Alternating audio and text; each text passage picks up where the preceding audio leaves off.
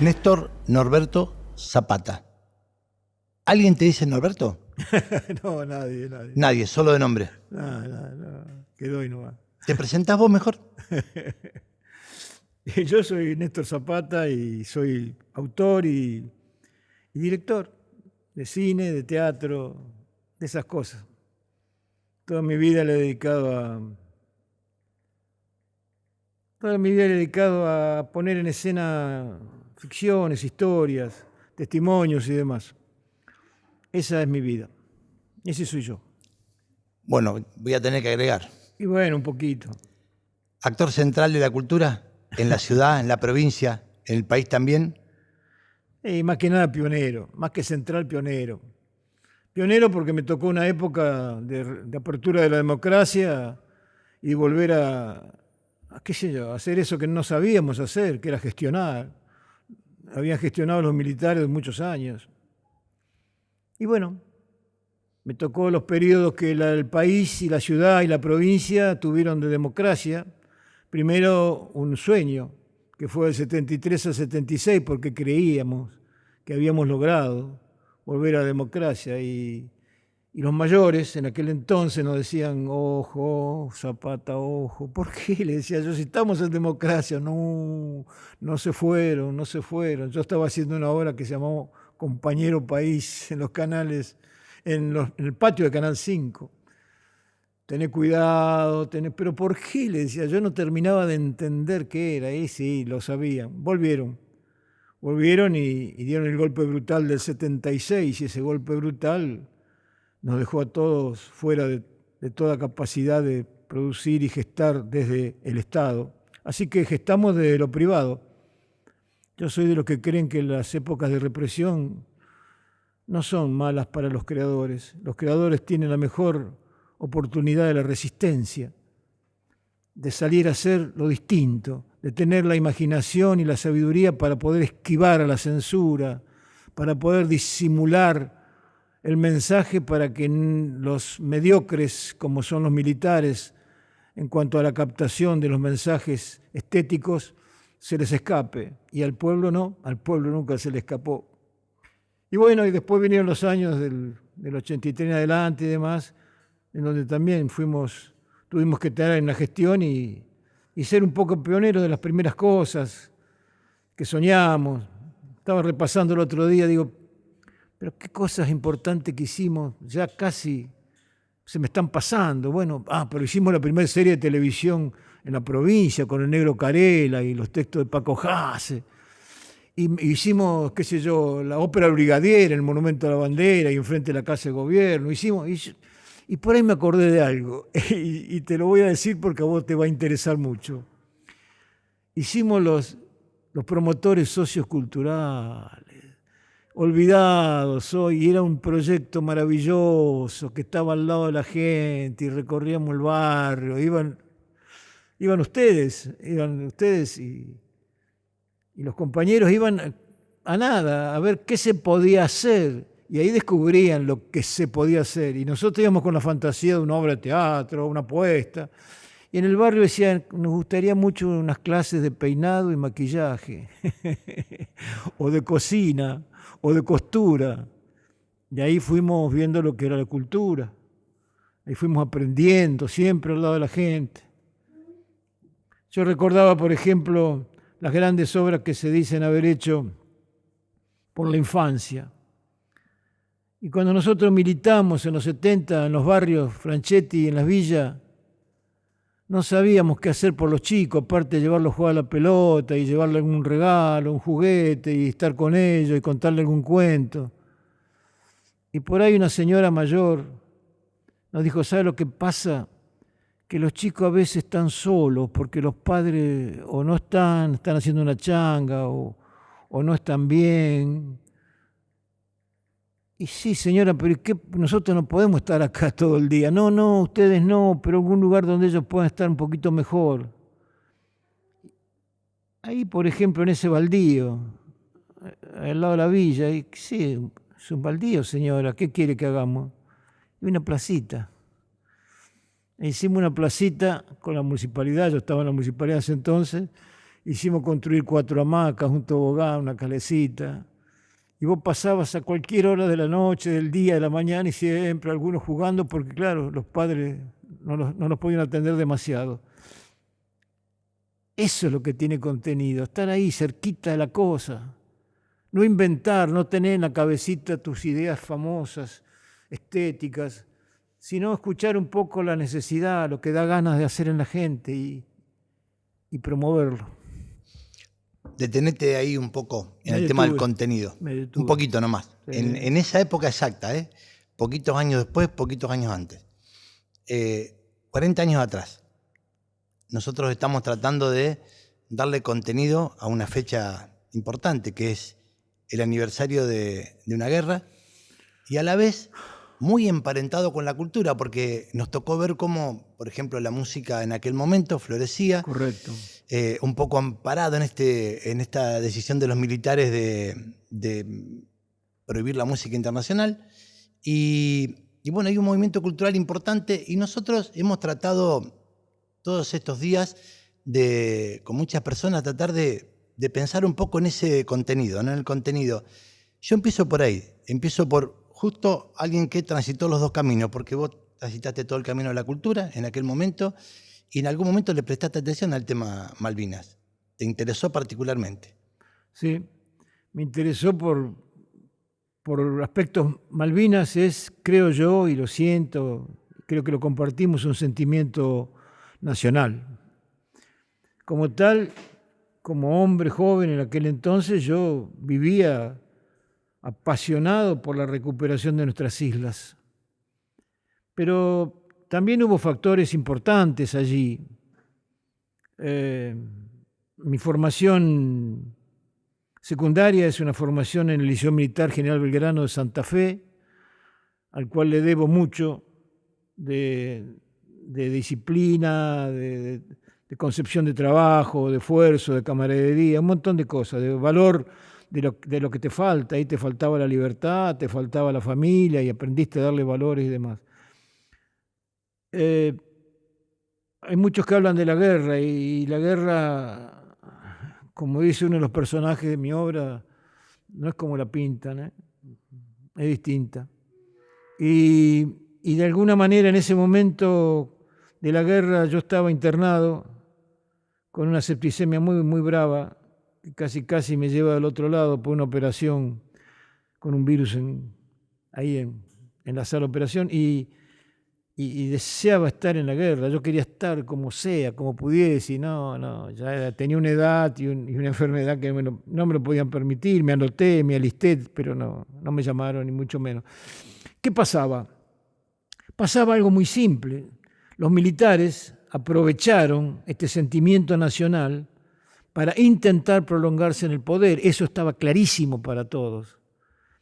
Los militares querían, de alguna manera, recuperar las islas como un trofeo. Y cuando se planteó la guerra, la querían también como una presencia, con la tonta concepción de poder vencer a la OTAN. Nadie, quien conoce un poco de la estrategia militar sabe que anulada una de las 3 posibilidades de acción, ya sea el aire, el mar o la tierra, ya no tiene más sentido, ya está perdido. Nosotros el mar lo perdimos después del crucero, ¿viste? Del hundimiento del crucero Belgrano. Entonces estábamos muy, muy desesperados por ese momento. Lo vivíamos como una pasión y creo que es uno de los sentimientos más profundos y más nacionales que tenemos los argentinos. Perón solía decirnos, no digan nacional y popular. Muchachos, si es popular es nacional. Y si es nacional es popular, decía. O sea, por eso yo digo, es un sentimiento nacional, un sentimiento de la gente. Y 10 años después me pasó que fui llamado a escribir y a hacer esta obra que para mí es el corazón de mi trabajo teatral y, qué sé yo, que se llama Malvinas, canto al sentimiento de un pueblo. La escribimos por insistencia de Tito Buzo.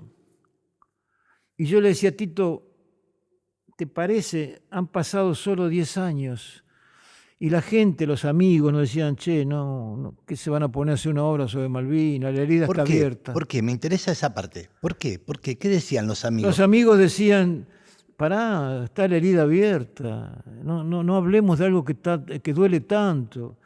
No te olvides que los excombatientes, 10 años después de Malvinas, eran despreciados. Subían a los ómnibus a vender algo y la gente les chiflaba, los echaba, los pateaba. La gente tenía el concepto de la desmalvinización, tenía el concepto de una culpabilidad o de una frustración a quien había que encontrarle un responsable. Y el responsable eran estos pobres muchachos, cuando realmente ellos eran las víctimas de una guerra absolutamente insustancial, una locura, ¿verdad? Una falta total de concepción militar total y de concepción histórica. Las Malvinas fueron, son y serán argentinas, pero no la vamos a ganar en una guerra contra la OTAN. La vamos a ganar históricamente, eso estoy seguro, aunque yo ya no exista, van a ser territorio y patrimonio argentino. Y los amigos nos decían, ¿cómo vas a revolver la herida? Pará, haz otra obra sobre esta historia, otra cosa. Y yo sentí en ese momento la profunda necesidad de una generación. Yo sentí que yo tenía la necesidad como argentino de hacer algo, de devolver algo, de entregar algo y, bueno, Néstor, y nos pusimos a hacer eso. Esto que vos llamás, que se llama desmalvinización, ¿no? Sí. Vos hablás de gente que obviamente es gente instruida, gente culta, Sí. gente progresista inclusive. Sí. ¿Qué pensás que pasó con eso? ¿Qué le pasó a la gente con esta desmalvinización? Digamos, ¿hubo más que eso? O sea, en aquel momento el campo cultural también estuvo muy invadido. ¿Qué pensás? ¿Por qué pasó eso? ¿Por qué la gente le dio la espalda? Yo diría que se le dio la espalda fundamentalmente a nivel de las distintas dirigencias políticas. No tanto en la ciudadanía, pero lo que pasa es que los medios de comunicación, la dirigencia política, el Estado en sus distintos niveles, fomentaban muchísimo el hecho de Malvinas como un capítulo aparte de nuestra identidad. Si vos me pedís una explicación política, te diría porque no se querían hacer cargo de ninguna forma de derrota ni de frustración.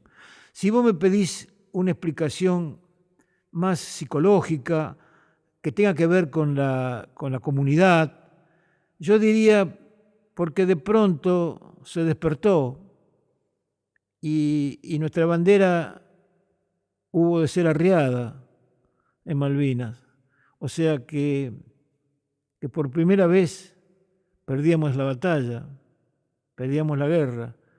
Por primera vez entendimos que no éramos Superman, los mejores del mundo. No, éramos un país del tercer mundo luchando por su identidad. Y esto hizo que esa frustración doliese mucho, mucho. Y doliese la presencia de Malvinas. Habíamos perdido la expectativa, la esperanza. Solo cuando los soldados excombatientes siguieron al pie de la lucha con su presencia y su palabra y sus relatos y su discurso de recuperarlas, recién nos dimos cuenta que la ilusión, la esperanza no se habían perdido. Y ahí empezamos a recuperarlo de alguna u otra manera, con cambio de las dirigencias políticas, por cierto, y con cambio de las medidas que los ayudaron y los reivindicaron como, de alguna manera los reivindicaron, no totalmente, pero sí bastante en el rol que jugaron protagónicamente en la guerra de Malvinas. Serrat tiene una frase muy linda que dice que en este país, nosotros, los hijos parieron madres. ¿Vos crees que estos soldados parieron patria? ¿Esa sería la idea? Sí, claro. Mirá, yo estoy en contacto con ellos desde el 92. Siempre. Somos muy amigos con los soldados combatientes, muy amigos.